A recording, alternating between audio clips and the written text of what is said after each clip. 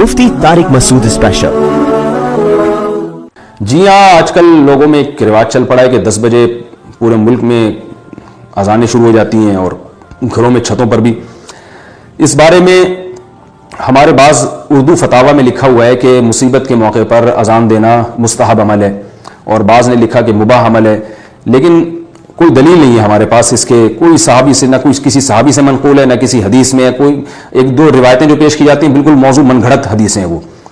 तो इसलिए इसको अगर कोई सुन्नत समझता है तो बहरहाल फिर ये बिदत है। सुन्नत तो बिल्कुल भी नहीं है ये अमल।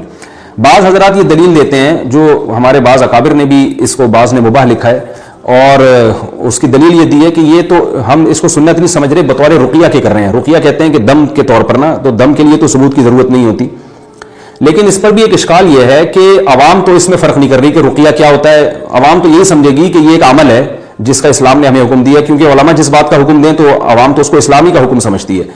तो अगर बिदत ना भी करार दें तो बिदत की तरफ ले जाने वाली चीज़ बहरहाल है। और दूसरी बात यह कि रुकिया का ये तरीका कि बावाज़ बुलंद पूरी कौम इज्तिमाई सतह पे कर रही हो, तो ये रुकिया कम, इसमें इबादत का उनसर और एक इज्तिमाई हयात की वजह से इसमें जो है वो सुन्नत का उनसर ज्यादा झलक रहा है, यानी लोग इसको सुन्नत ही समझेंगे। तो इसलिए मेरी राय यह है, और बहुत से उलमा की राय, और हमारे बाज़ अकाबिर ने इसको बिदत भी लिखा है, साफ लफ्जों में बिदत करार दिया इस अमल को। तो अकाबिर की इबारात में भी इख्तलाफ है, और जिन हजरात ने मुस्तहब करार दिया उनके पास कोई दलील भी नहीं है, उन्होंने खुद दलील भी नहीं लिखी इसकी, और यही कहा है कि बस एक यानी तजर्बे से एक चीज साबित है। तो हर वो काम करना जो बिदत हो वो तो बिल्कुल नाजायज है। अगर बिदत ना भी माने तो बिदत की तरफ ले जाने वाला बहरहाल है। तो इसलिए फिर दूसरी बात यह कि इसकी जरूरत क्या है। जो करने के काम शरीयत ने हमें इस मौके पे बताए हैं, जो सही हदीस से साबित हैं, वो इतने ज्यादा हैं कि हमें इन चीजों की तरफ जाने की जरूरत ही नहीं है। सबसे पहले कुरान मजीद में अल्लाह ने फरमाया, इस्तगफिरू रब्बकुम इन्नहु काना गफ्फारा, इस्तिगफार करो, घर में तौबा करो, बैठ के अल्लाह से माफिया मांगो, गुनाहों से इस्तिगफार करो। तो ये काम करने का है। और दूसरी बात, अहादीस में जो दुआएं आती हैं, बिस्मिल्लाहिल्लज़ी ला यज़ुर्रु मअ इस्मिही शैउन फिल अर्दि वला फिस समाई व हुवस समीउल अलीम, 7 दफा सुबह ये दुआ पढ़ें, 7 दफा शाम ये दुआ पढ़ें। ये दुआएं पढ़ें जो हदीस में बताई गई हैं। आऊज़ु बिकलिमातिल्लाहि ताम्मा मिन कुल्लि शैतानिन व हाम्मा व मिन कुल्लि आइनिन लाम्मा, ये दुआ बताई गई है। सूरह फातिहा बताई गई है बतौर रुकिया के। अजान तो कहीं भी नहीं बताया नबी सल्लल्लाहु अलैहि वसल्लम ने। तो जो काम बताया है उसको फोकस नहीं किया जा रहा, जो नहीं बताया वो पूरी कौम छतों पर चढ़ के अजानें देना शुरू कर दी। लोग कंफ्यूज भी हो जाते हैं कि पता नहीं नमाज का टाइम हो गया, क्या हुआ। तो इसलिए हमारी राय यह है कि एहतियात का तकाजा यह है कि या तो ये बिदत है, और अगर जो इसको सुन्नत नहीं समझ रहे तो बिदत नहीं भी है, तो ऐसी चीज बहरहाल है जो बिदत को फरोग देने का जरिया बन सकती है। तो इसलिए इससे इज्तिनाब ही बेहतर है, बल्कि मेरी नजर में इज्तिनाब करना वाजिब है इस अमल से। और अलबत्ता एक बात जरूर है कि आप इज्तिनाब करें अगर आप हमारे फतवे को फॉलो कर रहे हैं, लेकिन अगर आप हमारे फतवे को फॉलो नहीं कर रहे तो तंजो तशनी ना करें। जिसके फतवे को फॉलो करना है फिर आप उसके फतवे को फॉलो करें, लेकिन उलमा को आपस में लड़ाने की कोशिश ना करें, बहस मुबाहिसे की कोशिश ना करें। होता यह है कि मैंने एक क्लिप रिकॉर्ड करवाया, अब ये उस मकतब फिक्र को भेज दिया जाएगा जो कह रहे हैं अजान सुन्नत है, फिर वहां से हो सकता है मेरे खिलाफ कोई क्लिप रिकॉर्ड होकर आ जाए। फिर जब मेरे खिलाफ एक क्लिप रिकॉर्ड होकर आएगा तो या तो मैं उसके खिलाफ रिकॉर्ड करवाऊंगा, और अगर मैं सबर करके चुप करके बैठ गया तो हमारा मेरा कोई फैन होगा वो क्लिप रिकॉर्ड करवा देगा। तो दुनिया तमाशा देखेगी, इधर कोरोना वायरस से तबाही फैल रही है, इधर क्लिप बाजियां, एक नई क्लिप बाजियां शुरू हो गई। तो भाई जिसने अजान देनी है दे, नहीं देनी है ना दे, जिसको जो समझ में आ रहा है करे, लेकिन आपस में फड्डेबाजी ना करें। ये बहुत अहम पॉइंट की बात है। तो मेरी तरफ से किसी को दिफा करने की जरूरत है, और गुजारिश ये कि मेरी मुखालफत में भी ना बोले ताकि कोई दिफा की नौबत ही ना आए। तो जिसको जिस आलिम की राय पर एतमाद है उसकी राय पर अमल करे। हमारी राय ये है कि यह अमल ठीक नहीं है, इससे इज्तिनाब लाजिम है। तहज्जुद की नमाज में कौन सी सूरतें पढ़ें? नासिर साहब हैदराबाद से। तहज्जुद की नमाज में सूरह फातिहा के बाद कौन सी सूरत पढ़ी जाए? क्या आम सूरत भी पढ़ सकते हैं या बड़ी सूरत का पढ़ना जरूरी है? भाई जो चाहे सूरत पढ़ें, असल फोकस इसको करें कि तहज्जुद पढ़ लें। इसकी तौफीक मिल जाए तो ये बहुत बड़ी सादत है। नबी सल्लल्लाहु अलैहि वसल्लम ने फरमाया, रात के आखिरी हिस्से में अल्लाह ताला आसमान दुनिया की तरफ आते हैं और कहते हैं, हल मिन मुस्तगफिरिन अगफिरुला, हल मिन मुस्तरज़िकिन अर्ज़ुकुला, कोई है मुझसे गुनाहों की माफ़ी तलब करने वाला, मैं उसको माफ़ करूं, कोई है मुझसे रिस्क मांगने वाला, मैं उसको रिस्क दूं। तो उस वक्त अल्लाह की इबादत करना, फिर दुआ मांगना, ये बहुत बड़ी सादत है। बीवी बच्चों से कितना अरसा दूर रह सकते हैं? बंदा काम की वजह से 2-2 साल मुल्क से बाहर रहता है, कोशिश के बावजूद छुट्टी नहीं मिलती। क्या इतनी देर बीवी बच्चों से दूर रहना जायज है? नामालूम। भाई देखें, एक तो है हजरत उमर रजी अल्लाह ताला अन्हु का मशहूर वाक़या है कि आपने कुछ ख़वातीन से पूछा था कि औरत कितना सब्र कर सकती है मर्द के बगैर, तो बाद सहाबियात ने बताया कि 4 महीने। तो हजरत उमर ने कानून बनाया कि जो मुजाहिदीन महाज जंग पे लड़ रहे हैं 4 महीने से ज्यादा दूर अपनी बीवियों से नहीं रह सकते। تو اس اصول کا تقاضا یہ ہے کہ وہ زمانہ بھی پاک دامنی کا زمانہ تھا, نیک لوگ تھے, تو اصول یہی ہے کہ 4 مہینے انتہا ہے عورت کے صبر کی. ایک نارمل عورت کے لیے اس سے زیادہ صبر کرنا مشکل ہوتا ہے, تو اس لیے بہتر یہی ہے, قانون یہی ہے کہ 4 مہینے سے زیادہ دور نہیں رہنا چاہیے. اور قرآن نے بھی یہ حکم دیا ہے کہ اگر کوئی قسم اٹھا لے کہ بیوی کے پاس نہیں جائے گا, قسم اٹھا لے, ایسا ہی نہیں بلکہ قسم اٹھا کے, تو پھر 4 مہینے میں طلاق واقع ہو جاتی ہے. بعض فقہا کے نزدیک عورت کو طلاق کا اختیار ہو جاتا ہے عدالت کے ذریعے, بعض کے نزدیک ہو جاتی ہے طلاق. تو اس سے بھی پتہ چلتا ہے, قرآن سے بھی اشارہ ملتا ہے کہ 4 مہینے جو ہے یہ ایک انتہائی مدت ہے ایک نارمل عورت کے لیے. تو اس زمانے میں تو اس کی اہمیت اور زیادہ بڑھ گئی ہے. وجہ اس کی ہے کہ بے حیائی, موبائل, انٹرنیٹ پر بےہودہ چیزیں, یہ سب چیزیں انسان کی شہوت کو بڑھاتی ہیں, مرد کی بھی اور عورت کی بھی. تو اس لیے بھائی میں تو آپ کو مشورہ نہیں دے سکتا کہ آپ 2-2 سال بیوی سے دور رہیں. میں بدگمان نہیں ہو رہا, بہت سے لوگ 4-4 سال دور رہتے ہیں, ان کی بیویاں بھی پاک دامنی کے ساتھ زندگی گزارتی ہیں, خود بھی بڑے نیک شریف بن کے زندگی گزارتے ہیں. بہت سے ایسے لوگ الحمدللہ ہمارے معاشرے میں ہیں, لیکن بہرحال اس کلچر کو, اس رواج کو فروغ نہیں دیا جا سکتا, اس کو اپریشیٹ نہیں کیا جا سکتا شریعت کے لحاظ سے بھی, عقل کے لحاظ سے بھی. 2 سال تک مرد کے لیے صبر کرنا کتنا مشکل کام ہے. وہ کھا بھی رہا ہے انڈے پراٹھے اور جناب کھانا پینا اسی سٹائل میں چل رہا ہے, یا تو روزے رکھ کے اپنے آپ کو آدھا کر دیا اس نے. تو سوال عورت کے ساتھ مرد کا بھی تو ہے نا, مرد میں تو قوت اور شہوت اللہ نے اور بھی زیادہ رکھی ہے, تو وہ کیسے صبر کرے گا. مرد کی جو قوت برداشت ہے وہ فقہا نے اور اطباء نے بیان کی 1 مہینہ ہے, تو 2 سال تک بیوی سے دور ہیں. میں پھر بھی بتا دوں, میں بدگمان نہیں ہو رہا کہ جو دور ہیں آپ ان کے بارے میں برا سوچنا شروع کر دیں, لیکن بہرحال یہ اپنے آپ کو فتنوں میں ڈالنے کے مترادف ہے. اس لیے ایسی جاب نہ کریں, 2-2 سال تک بیوی سے دور ہیں, یا تو بیوی کو ساتھ لے کر جائیں یا بیوی کے ساتھ ہی رہیں. کہیں ادھر ہی کم پیسوں میں انسان گزارا کر لے بیوی بچوں کے ساتھ, یہ زیادہ اچھا ہے زیادہ پیسوں کی لالچ میں بیوی بچوں سے دور رہنا. باقی بیوی آپ کی راضی ہے اس جاب پہ, یا آپ کے پاس کوئی آلٹرنیٹ ہے ہی نہیں, آپ جاب چھوڑ کے آئیں گے تو آپ کو لالے پڑ جائیں گے کھانے پینے کے, تو ایک مجبوری ہے, مجبوری کے حکام الگ ہوتے ہیں, لیکن نارملی اس کی بہرحال ترغیب نہیں دی جا سکتی. دیکھیں قرآن مجید میں اللہ نے ارشاد فرمایا نا, یوم یفر المرء من اخیہ وامہ وابیہ وصاحبتہ وبنیہ. قیامت کے دن کی ہولناکیوں کو اللہ نے بیان کیا کہ انسان اپنے باپ سے دور بھاگے گا, بیٹے سے دور بھاگے گا, بھائی سے دور بھاگے گا. جہاں بیوی کا تذکرہ آیا تو یہ نہیں کہا کہ بیوی سے دور بھاگے گا, بلکہ فرمایا اس سے دور بھاگے گا جو اس کے ساتھ رہا کرتی تھی, یعنی صاحب کہتے ہیں ساتھ رہنے والے کو, صاحبہ سے دور بھاگے گا. تو اس سے پتہ چلتا ہے کہ قرآن میں اللہ نے بیوی کو جو ڈیفائن کیا ہے نا, اس کی جو صفت بیان کی ہے وہ یہ کہ جو آپ کے ساتھ رہتی ہے. تو جب شادی ہو گئی تو سمجھو بیوی پھلترو کی طرح چپک گئی ہے آپ کے ساتھ, جہاں جائے گا آپ کے ساتھ جائے گی. تو قرآن سے بھی اشارہ ملتا ہے کہ بیوی سے ساتھ رہنے کی چیز ہے. اب آپ 2-2 سال, پھر ایک دفعہ تھوڑی ہوتا ہے کہ 2 سال کے لیے چلے گئے 2 سال بعد واپس آئے. جو باہر جاب کرتے ہیں وہ تو پھر آئے 1 مہینے بعد پھر 2 سال کے لیے چلے گا, ان کی تو ساری جوانی باہر ہی گزر جاتی ہے. تو اس لیے مجھے یہ بہرحال سمجھ میں نہیں آتا, شریعت کی روح سے یہ پسندیدہ کام نہیں ہے. بہت سخت مجبوری ہے تو ایک الگ بات ہے, لیکن اچھا کام نہیں ہے. یہ غربت میں انسان بیوی بچوں کے ساتھ گزارا کر لے, یہ زیادہ بہتر ہے اس دولت سے جس میں انسان بیوی بچوں سے ہی دور ہو. کیا کرنا ہے ایسی دولت کا کہ آپ اپنے بیوی بچوں سے گھر بار سے دور ہیں. انسان جو شریف آدمی عزت دار آدمی ہے اس کو تو گھر میں سکون ملتا ہے بھائی. ملٹی لیول مارکیٹنگ کا حکم.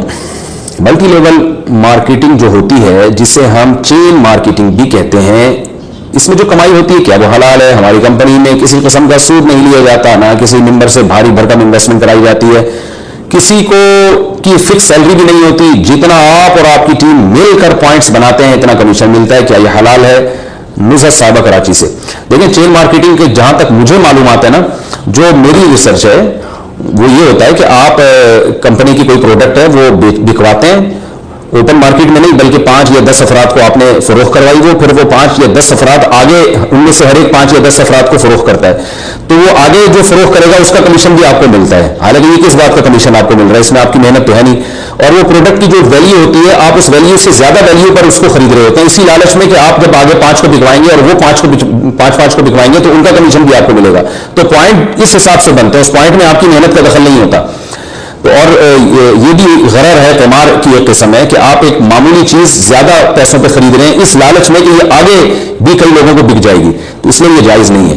اگر اس کے علاوہ کوئی اور کام ہو رہا ہے تو آپ وضاحت سے بتائیں, لیکن چین مارکیٹنگ میں جہاں تک مجھے نالج ہے اسی طرح سے ہو رہا ہوتا ہے.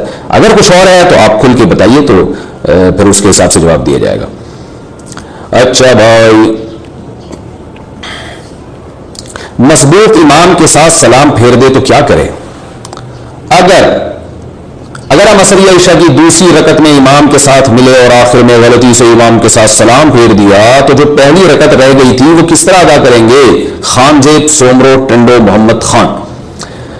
بھائی اگر آپ نے امام کے ساتھ غلطی سے سلام پھیر دیا اور السلام اتنا لفظ آپ کی زبان سے نکل گیا تو یہ بھی سلام ہی ہے، تو اس کا مطلب آپ ایک رکن چھوڑ کر دوسرے رکن میں شفٹ ہو گئے ہیں، تو ایسی صورت میں سجدہ سہو واجب ہو جاتا ہے، کیونکہ آپ کے ذمہ لازم تھا کہ آپ کھڑے ہو جاتے لیکن آپ نے امام کے ساتھ سلام پھیر دیا، صرف گردن موڑی، اس سے کچھ نہیں ہوگا، السلام اتنا لفظ کم از کم زبان سے نکلے، تو پھر آپ کھڑے ہو کے باقی نماز ایسے ہی کریں جیسے مسبوق پوری کرتا ہے، آخر میں آپ سجدہ سہو کر لیں۔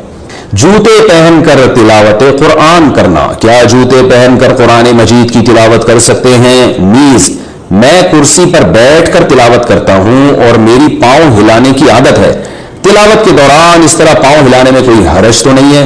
اسامہ وکالہ سے بھائی جان، پاؤں ہلانا ویسے بھی اچھا کام نہیں ہے، لہو لائب اور لایانی کاموں سے ہمارے نبی صلی اللہ علیہ وسلم نے منع کیا، یہ ویسے بھی ایک آداب کے خلاف ہے، بیٹھے ہیں بلا وجہ انسان ہل رہا ہے، اور قرآن مجید کی تلاوت کے دوران پاؤں ہلانا اور بے ادبی ہے، لیکن بہرحال کوئی حلال و حرام سے اس کا تعلق نہیں ہے، تلاوت کو فوکس کریں، ایسا نہ ہو کہ اس کی وجہ سے تلاوت ہی چھوڑ دیں آپ، تو بہتر یہ کہ پاؤں نہ ہلائیں۔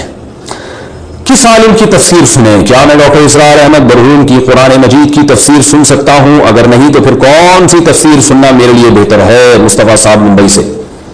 ڈاکٹر اسرار احمد کی تفسیر بھی سن سکتے ہیں، اور باقی بہت ساری تفسیریں، میری بھی اپنی اب تفسیریں ریکارڈ ہو رہی ہیں، اور ابھی رمضان میں انشاءاللہ ہم اس کو باقاعدہ سیریل وائز ہم اس کو ریکارڈ کروائیں گے، فرسٹ رمضان سے شروع ہو جائے گا سلسلہ، انشاءاللہ وہ بھی سن سکتے ہیں۔ اور بہت سارے علماء کی تفسیریں، شیخ القرآن مولانا اسلم شیخ الپوری شہید رحمۃ اللہ علیہ، ان کی بھی درسقرآن.com پہ ان کی بھی تفسیروں کے لیکچر موجود ہیں، تو سب ٹھیک ہیں، سب کے سن سکتے ہیں، البتہ مسائل جہاں بھی آئیں گے یاد رکھیں، تفسیر آپ کسی کی بھی سنیں، لیکن جب فقہی مسائل کا مسئلہ آئے گا تو پھر یہ مفتیوں سے، علماء سے پوچھنا ضروری ہے، باقاعدہ ایسے مفتی جو کسی مستند ادارے سے فارغ ہوں۔ دف والی نعتیں سننا، بھائی یہ نکال دو، دف والی نعتیں سننا۔ کون سی عورتیں ڈائریکٹ جنت میں جائیں گی؟ یہ عجیب سوال ہے بھائی، حلیمہ صاحبہ لندن سے، وہ کون سی 4 عورتیں ہیں جو بغیر حساب کتاب کے جنت میں جائیں گی اور اس کا سبب کیا ہوگا؟ دیکھیں 4 نہیں، ایسی بہت ساری عورتیں جنت میں جائیں گی جو جن کے میاں جو ہے وہ ان کے جنتی ہونے کی دعا کرتے ہیں، ٹھیک ہے نا۔ آج کل بہت سے بیچارے مظلوم میاں بھی ہوتے ہیں، وہ نہیں چاہتے کہ ان کی بیویاں ان کو جنت میں دوبارہ ملیں، تو بہت سے ایسے ظالم میاں ہوتے ہیں، جو میاں یہ چاہتے ہیں نا، دیکھیں حدیث میں آتا ہے رسول اللہ صلی اللہ علیہ وسلم نے فرمایا وہ عورت جنت میں نہیں جا سکتی جس کی موت اس حال میں ہو کہ اس کا شوہر اس سے ناخوش ہو، تو اس سے پتہ چلتا ہے کہ وہ عورت جس کا میاں اس سے خوش ہو وہ انشاءاللہ اللہ سے امید ہے جنت میں جائے گی۔ تو اب ڈائریکٹ جنت کا تو مجھے نہیں پتا، لیکن بہرحال جو شریعت نے کچھ احکام بیان کیے ہیں وہ پورے کر لیں، ایک شوہر کو خوش کر لیں، 5 ٹائم نماز پڑھ لیں، اور جو ہے پردہ کر لیں پابندی کے ساتھ، غیبت جھوٹ چغلی سے بچ جائیں، تو چند ایک احکام پہ عورت عمل کر لینا تو ڈائریکٹ جنت میں جائے گی۔ عورت کے لیے جنت میں جانا آسان ہے، مرد کے لیے مشکل ہے، مرد پہ ذمہ داریاں زیادہ ہیں، عورت کے لیے تو بہت آسان ہے، لیکن افسوس کی بات ہے وہ چند آسان کام خواتین نہیں کرتی، باقی پتہ نہیں کیا کیا 5-5 لاکھ دفعہ آیت کریمہ کا ورد کر رہی ہیں اور یہ والا وظیفہ پڑھ رہی ہے، میں حیران ہوتا ہوں ان کے پاس اتنا دماغ کہاں سے آتا ہے۔ جو 4-5 چیزیں کرنے کی ہیں وہ کر لیں بھائی، پردہ پابندی سے کریں، بے حیائی کو فروغ دینے میں عورت کا بہت بڑا کردار ہے ہمارے معاشرے میں، تو بے حیائی کو فروغ نہ دیں، پردہ مکمل کریں، اور شوہر کی ناشکری نہ کریں، اس کے ساتھ اچھا سلوک کریں، اور کیا ہے 5 وقت نماز پابندی سے کر لیں، اپنی اولاد کی اچھی تربیت کر لیں، زبان کو غیبت جھوٹ اور بہتان سے بچا لیں، انشاءاللہ جنت میں جائیں گے سیدھا۔ وہ 4 نہیں ہیں، وہ 4 کروڑ بھی ہو سکتی ہیں، 4 ارب بھی ہو سکتی ہیں، 4 خرب بھی ہو سکتی ہیں، باقی جن 4 کے بارے میں آپ نے رپورٹ پیش کی ہے ان کا مجھے نہیں پتا، ایسی 4 کوئی میرے علم میں ایسی 4 متعین خواتین نہیں ہیں۔ اچھا بھائی، سورج طلوع ہونے کے بعد ذکر و دعا کرنا، صبح کے جو اذکار ہوتے ہیں وہ ہم فجر کے بعد پڑھتے ہیں، کبھی کبھی اس دوران سورج بھی نکل آتا ہے، تو کیا سورج نکلنے کے بعد بھی اذکار پڑھے جا سکتے ہیں اور دعا مانگ سکتے ہیں یا نہیں؟ ندا صاحبہ انڈیا سے۔ جی ہاں بھائی، سورج نکلتے ہی صرف نماز اور سجدہ حرام ہو جاتا ہے، باقی تمام اذکار پڑھ سکتے ہیں، دعا بھی مانگ سکتے ہیں۔ شادی کے بعد بیماری کا علم ہوا تو کیا کریں؟ اگر شادی کے بعد شوہر یا بیوی کی کسی بیماری کا پتہ چلے جو شادی سے پہلے چھپائی گئی ہو، اس کی وجہ سے بچوں کے آنے کے کم چانسز ہوں، تو کیا اس بنا پر طلاق دی جا سکتی ہے؟ بنت سعید کراچی سے۔ شادی بیاہ سے پہلے دھوکہ دینا بالکل حرام ہے، خاص طور پر اولاد کے معاملے میں۔ اگر کوئی عورت بانجھ ہے اور وہ شادی سے پہلے نہیں بتاتی کہ میں بانجھ ہوں، میرے اولاد نہیں ہوگی، تو یہ بہت بڑا دھوکہ ہے، کیونکہ دیکھیں اسلام نے کیا بلکہ فطرت نے مرد اور عورت کا جو ملاپ رکھا ہے اس کی بیسک وجہ ہی نسل بڑھانا ہے، یہ بنیادی وجہ ہے کہ ہر مخلوق میں یہی ہے، نر اور مادہ کا جو نظام اللہ نے بنایا وہ نسل بڑھانے کے لیے بنایا ہے، تو نکاح جو کیا جاتا ہے اس کی بنیادی وجہ ہے نسل بڑھانا، تو یہی چیز اگر نہیں ہے تو اس کو پہلے کلیئر کرنا ضروری ہے۔ عورت اگر بانجھ ہے وہ پہلے بتا دے میری اولاد نہیں ہوگی، یا میرے 1-2 بچوں سے زیادہ نہیں ہو سکتے، کوئی بیماری ہے. مرد اگر بانجھ ہے پہلے بتا دے بھائی میرے جو ہے نا اولاد نہیں ہو سکتی، رپورٹ یہی ہے، یا میں نامرد ہوں، تو یہ پہلے بتانا اس کو ضروری ہے. بہت سے مرد نامرد ہوتے ہیں، دھوکہ دے کے عورت سے شادی کر کے زندگی عذاب میں ڈال دیتے ہیں اس کی، اور بعض عورتیں بانجھ ہوتی ہیں وہ نہیں بتاتی پہلے. یہ بہت بڑا دھوکہ ہے. اگر کسی نے آپ کے ساتھ پہلے سے ایسا دھوکہ دیا اور پھر نکاح کیا ہے، تو پھر میں اگر مرد نے یہ کام کیا ہے، یعنی دھوکہ عورت نے دیا تھا اور مرد نے اس سے شادی کر لی، تو پھر میں مرد کو کہتا ہوں کہ آپ فوراً دوسری شادی کریں، اور یہ آپ کا رائٹ ہے. ویسے بھی رائٹ ہے لیکن یہاں تو اور زیادہ رائٹ ہے، کیونکہ طلاق نہ دیں اس کو، اب شادی ہو گئی ہے تو آپ جو ہے وہ دوسری شادی کریں، اور اس سے کیونکہ نسل بڑھانا یہ شریعت میں بھی ہے، انسان کی نیچر بھی ہے، اور یہ بہت ضروری بھی ہے، اور شریعت نے بھی اس کو پسند کیا ہے، اور اس عورت نے دھوکہ بھی دیا آپ کو. اور اگر مرد نے پہلے دھوکہ دیا، دھوکہ مرد نے دیا، اس نے اپنے آپ کو یہ نہیں شو کیا کہ میں نامرد ہوں، یا اس نے یہ نہیں شو کیا کہ میری اولاد نہیں ہوگی، اور دھوکے سے عورت سے شادی کر لی، تو میں پھر خواتین کو مشورہ یہ دیتا ہوں کہ اس سے طلاق لی جائے.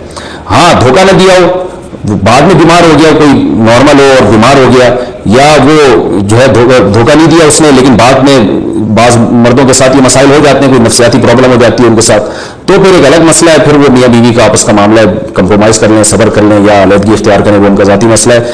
تو ہر ایک کی فیلڈ میں ٹانگ بھی نہیں آنی چاہیے وہ، اور ہر ایک کو مشورہ جنرلی دیا بھی نہیں جا سکتا جب تک ہر ایک کے الگ الگ حالات سامنے نہ آئے. لیکن اگر کسی آدمی نے دھوکہ دیا ہے اور اس نے پہلے سے یہ شو نہیں کیا کہ میں نامرد ہوں، پھر اگر اس نے شادی کی ہے تو اصول یہی ہے کہ عورت کو اس سے طلاق لے لینی چاہیے. کوئی اس کے علاوہ اگر کوئی مجبوری ہو عورت کو، یا وہ میاں اتنا اچھا ہے کہ عورت بھی اس کو لٹو ہو گئی ہے تو گزارا کر رہی ہے، تو اس کا آپس کا مسئلہ ہے. لیکن عمومی قانون یہی ہے، جو قانون کا مطلب ایک رائے جو میں جو سمجھاؤں وہ یہی ہے کہ میں ایسی صورت میں خواتین کو فوراً مشورہ دیتا ہوں کہ اگر دھوکے سے اس بندے نے شادی کی ہے تو اس سے علیحدگی لی ہے، کیونکہ مرد کے پاس تو دوسری شادی کا آپشن ہے، عورت کے پاس تو آپشن نہیں ہے، تو پوری زندگی بیچاری کی برباد ہو جاتی ہے. اولاد ہی نہیں ہوتی تو کیا پھر آپ خود سوچیں کہ نکاح کا بنیادی مقصد ہی اولاد ہے. تو اس لیے یہ کر سکتے ہیں آپ. شارٹ کٹ میں قضائے عمری پڑھنے کا طریقہ. کیا قضائے عمری میں تیسری اور چوتھی رکعت میں سورہ فاتحہ کو چھوڑ سکتے ہیں؟ نیز آخر میں جو درود پڑھتے ہیں کیا اسے بھی مختصر کر سکتے ہیں؟ مسز شہریار کراچی سے. جی ہاں، قضائے عمری پڑھنا تو ضروری ہے، اور لیکن وتر میں تو تینوں رکعتوں میں تلاوت کرنی پڑے گی، لیکن فرض نماز میں تیسری اور چوتھی رکعت میں سورہ فاتحہ چھوڑ سکتے ہیں، جائز ہے. اور درود شریف بھی چھوڑ سکتے ہیں، لیکن بالکل چھوڑنے سے بہتر ہے صلی اللہ علیہ وسلم اتنا مختصر پڑھ لیا کریں.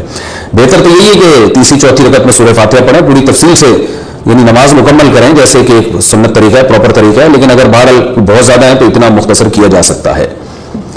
موبائل میں بچوں کی تصویریں رکھ سکتے ہیں؟ کیا موبائل میں بچوں کی تصویریں رکھ سکتے ہیں یا نہیں، یا انہیں بھی ڈیلیٹ کر دینا چاہیے؟ مسز شہریار کراچی سے. موبائل میں ڈیجیٹل فارم میں بچوں کی تصویریں رکھ سکتے ہیں، پرنٹ نکالنا صحیح نہیں ہے اس کا.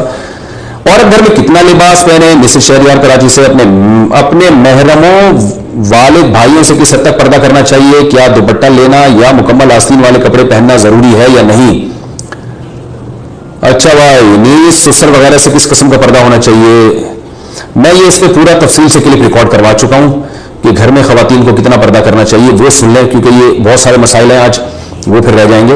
اور آپ نے ویسے بھی 3 سوال پوچھ لیے، 2 ہو گئے آپ کے، یا پھر دوبارہ اس کو ریپیٹ کر دیں تو اگلے کسی سیشن میں اس کا جواب دے دوں گا.